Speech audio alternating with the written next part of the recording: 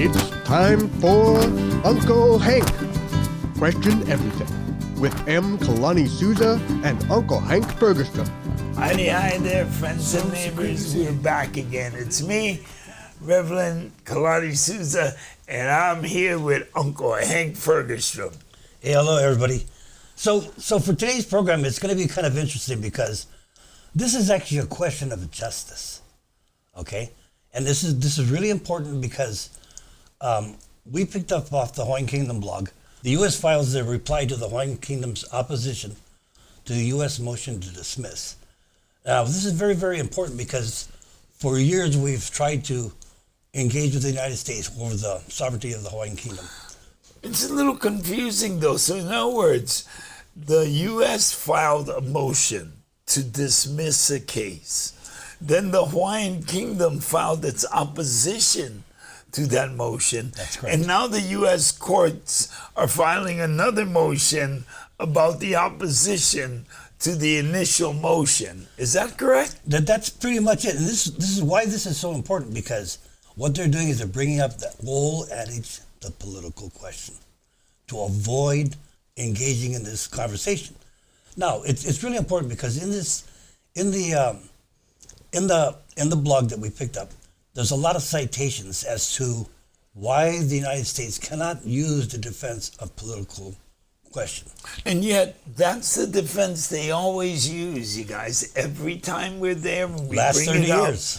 that's the defense that gets used, which, to spell it out simply means they say, we don't have the authority to make a ruling on this decision. It's too big, it's above us, and so since we don't have the authority, we're just not going to answer the question.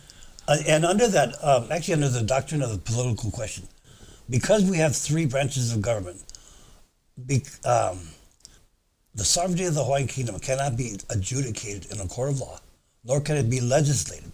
So it's left to the executive branch to determine.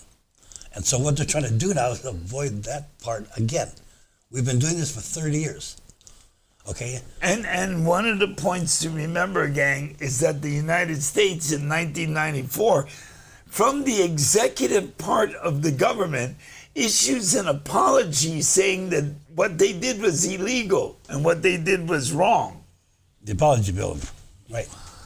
And so why this is really important is because here we have again the United States trying to bow out of an international turmoil that they've actually put themselves in by just saying that we're not going to hear the case. So where else do we get to go? This is why I'm saying when I started this is a question of justice. Where do the Hawaiians get the justice? Where can we bring our case? But that's kind of weird. How come the Hawaiians have to go to the people who are actually perpetrating the crime against them to try and get some justice? So this all gets back to the fact that the United States does not have a treaty of annexation with the Hawaiian Kingdom. Because they couldn't get the treaty of annexation, by the way, that was because of the UHQE petition, they went and decided to use a joint resolution to annex the Hawaiian Islands.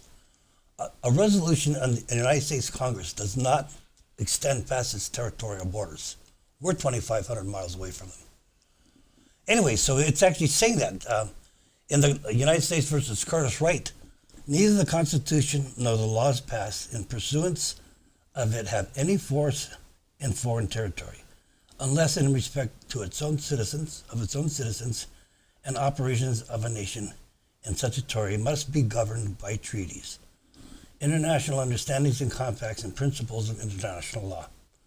As a member of the family of nations, the right and the power of the United States in that field are equal to the right and power of any other member of the international family.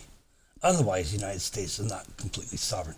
Now, this is important because Hawaii, of course, was an internationally recognized nation state.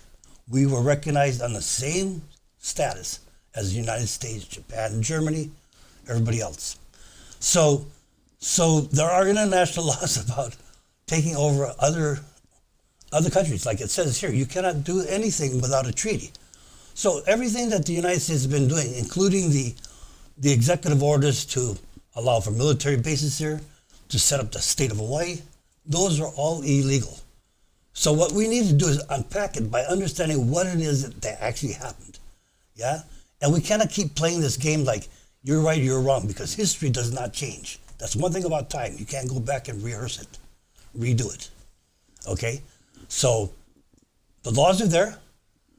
The information is there. It's whether or not the United States has the fortitude to face its own crimes. Oh, wow.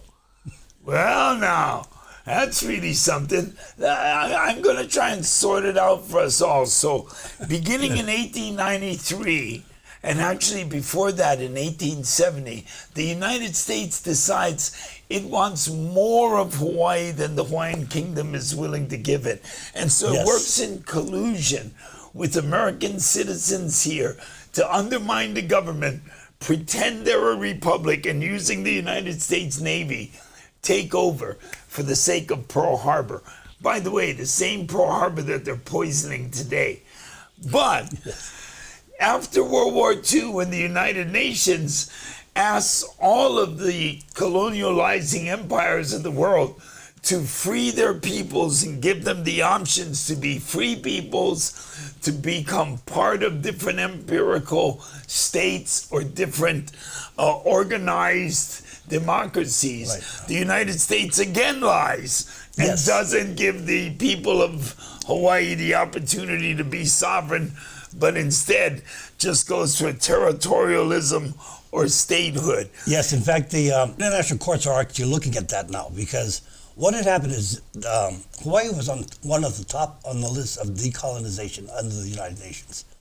In 1959, through the Statehood Act, the United States went to the United Nations and said that you could take Hawaii off the Decolonization Act because they've acquiesced and they've assimilated into the United States by becoming a state. But more accurately, who was trying to assimilate into the United States were the descendants of immigrant laborers, illegally brought here by the Americans in the first place. By the way, that's a whole nother issue, and we're trying to figure out a way forward with all of us together that is legal. Part of the problem here is if the United States government will not only not live up to its old ill-gotten, reputation and to what it's done legally, how do we get our kids to respect the law or follow principles of honesty, transparency, and inclusion? I mean, this is a sticky situation. And in my mind, the kids take precedent. We ought to do things in a right way. This is why these questions have to be answered. We have to get clarification of this so we can move forward. Because I'm beginning to think we were badly behaved because of the structure of government we were raised in. So, really wasn't our fault. I'm a precedent in the state. Oh. Okay? As well as the Kaulia case. Okay, maybe we're not victims and our own juvenile delinquency is due to the United States' inability to live up to its responsibilities. Maybe what really happened is we're just frustrated because we can't get to the truth. It's about justice. I mean, how can you say we have equal justice if we can't even get a case into court? But you know what I heard?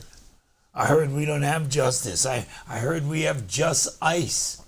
They just want us to be cool. Just chill out, bro. Chill out. Be cool. And guess who's bringing that in? Hello.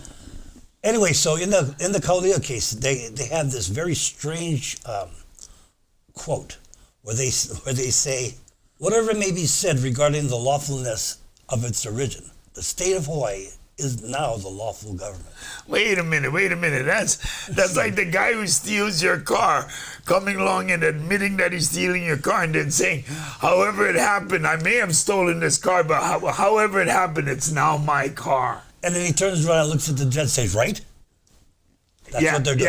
That's what they're doing. And the judge gives him a wink and a nudge and goes, yeah, right. And then they all go for a ride in the car. That, weirdly, because of the rise in visitor levels, they now rent out for extra money. Okay, I didn't quite guess that one, but... Well, gang, anyway, there's so much to unpack. So much to get out of the car before it disappears around the corner. So, Uncle Hank, Thanks for giving us all up to speed on this, and we'll see you the next time when we got way more questions to ask. Brah, you're not going to believe the questions that are going to be coming And up. we're hoping to give us an answer, not this thing about, that question is just too big for us to answer. Yeah. No. And just so you know, we have a video out where we are that is absolutely directed to Kai Kaeli, our Hawaii congressman, that challenges that very same question.